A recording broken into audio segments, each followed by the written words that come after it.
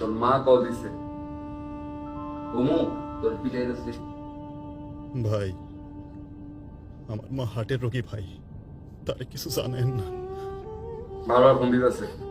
এই স্পিকার মার। হ্যালো মা।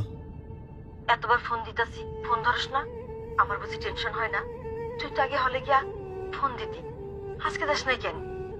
সরি মা। সরি পেলে হইল? একটু লেগে আমার তো আটকাই গেছিল।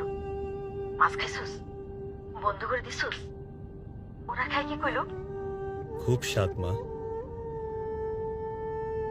সর্ষে ইলিশ তোমার মতন কেউ রাখতে পারে না মা। তোমার হাতের ইলিশের স্বাদ এখনো মুখে লেগে আছে। সারা হলে তোমার মাছের গন্ধ ছড়াই গেছে মা।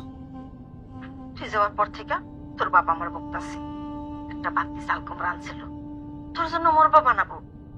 আমি ভুলে গেছি। তুই আসবি কবে? এই তো এক্সাম শেষ হলেই চলে আসবো। আচ্ছা রাখি বাবা, শোন, শরীরের দিকে যত্ন রাখিস।